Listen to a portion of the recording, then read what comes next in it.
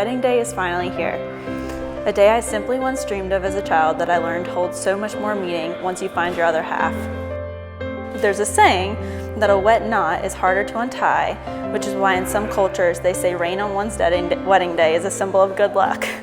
In the moment, all our scars are open. In the light, high tide in the city. Feel it when you're near me. We're alive, we're alive. Regardless of the weather today, which we now know is rain, I know our knot is impossible to unravel. Each challenge we've been through and each triumph we've faced together has reinforced our rope with knot upon knot. I'm so proud of all you've accomplished over the past few years. You're going to make the most compassionate and skilled doctor, and I cannot wait to be by your side through it all as your wife. You'll be the last benevolent mouthpiece. Heaven knows we need you now. Would you be the most beautiful consequence of a world that's coming down? I'm also so proud of our spiritual growth together. To uproot your life months before our wedding and graduation took so much strength and faith, and although you may not have seen it in yourself, I did. For your gift, I thought it was fitting to incorporate your love of space. Knowing we may have to spend some time physically apart in a few short months also makes this gift seem like perfect timing. So the picture is of tonight's sky, and hopefully will serve as a reminder to us both that no matter our distance, we are still looking up at the same starry sky together. As you get ready to take your place at the end of the aisle, just remember I love you, breathe, and please don't drop me during the dip. Love forever from your bride, Katie. You never know, when the sky goes dark and you hear the thunder and you're standing up instead of running for cover. And there's a new dawn coming over the water, saying we're the ones, saying there's no other. I said, Katie, I'm giving you this young orange tree to always remember where we come from. When we find our first home, this tree will be the first to be planted. I said, this tree will take hold and grow. It will become bound to the earth beneath it and will forever be a part of our first home, the same way you will forever be a part of me. Without the earth, this tree is barren. Just like this tree, without you, I am barren. But ever since we met, your love has been the earth that grounds me. Your kind soul is the water that gives me life. And your smile lights up my world, and forever being in your presence is where I know I'll grow best. However, this tree will take work. It will require nurturing and care. It will be shaken by rain and wind, yet its roots will hold steady. Our relationship will be challenging. At times I will test your patience. However, each loving memory we share, our first house, our kids, and our new life together, will be the moments when our roots grow. They will grow so deep that no storm will uproot us. Like the roots of this tree, I vow to protect you from any evil that shakes you. Heaven knows we need you now. Would you be the most beautiful consequence of a world that's coming down? Standing up on our own for the things we know. Raise a voice, hear it echo. Raise a voice, hear it echo. I, Mark, take you, Katie, to be my bride, to have and hold from this day forward, in the good times and the bad, in sickness and in health, in plenty and in want, to love you and provide for you and protect you. And when I fail, I'll seek forgiveness and move towards Christ in you. All this I vow to you until we reach our heavenly home.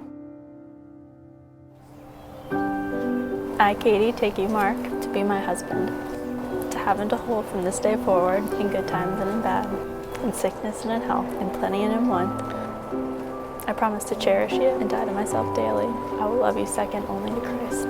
I promise to love you selflessly as Christ first loved us. I promise to embolden you to be the man that God created you to be. All this I vow to you until we reach our heavenly home.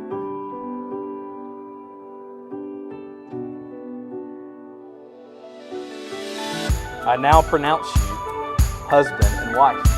Mark, you may now kiss your bride.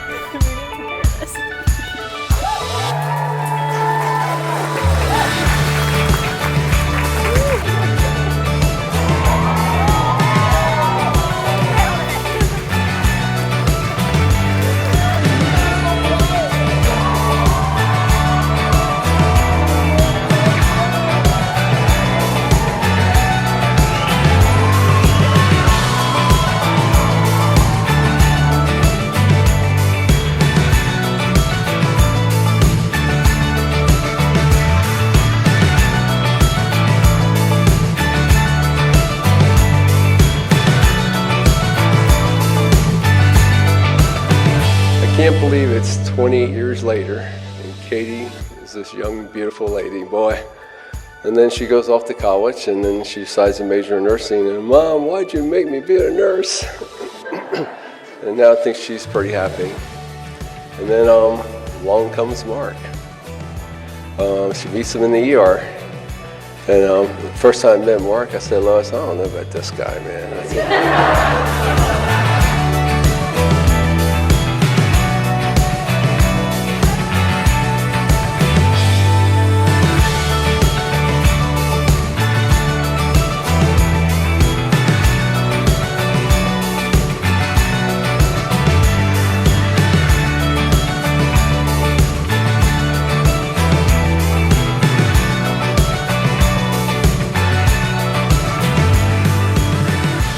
So then Mark kind of grew on me, and then Mark came up to me about a year ago, and I was up in the attic of the garage with Mark. He says, Dr. Campbell, I got to talk something serious to you. Katie, I want to get married, and I want your approval and your blessing. I said, whoa, that's pretty good for a guy to ask you that. Anyway, so I've really grown to like Mark. I mean, he's a great guy. I mean, really, I'm so happy to have him as part of our family. And I can tell you one thing. Mark and Katie, when they're together, man, boy, you can really see the love between the two of them.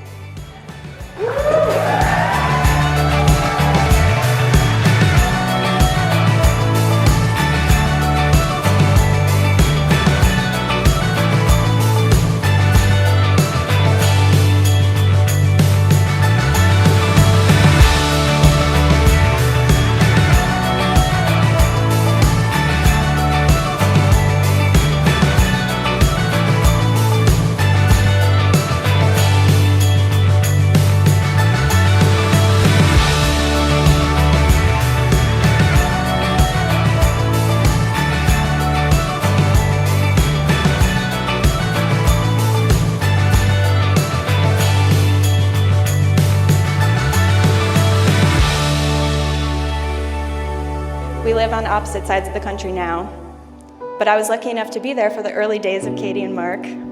The first thing that Katie told me about Mark was that he was so hot. They were always talking. They're still always on the phone, and they never run out of things to say to each other. I think that a stranger on the street could see you guys together and just immediately understand how happy you make each other. I know that your marriage will be filled with love and prom photos, obviously, and laughter and a whole bunch of cats. I wish you both all the luck and happiness in the world. I love you guys, and I'm so honored and a little choked up to be here and celebrating with you. I love you, and I am expecting free medical care for the rest of my life.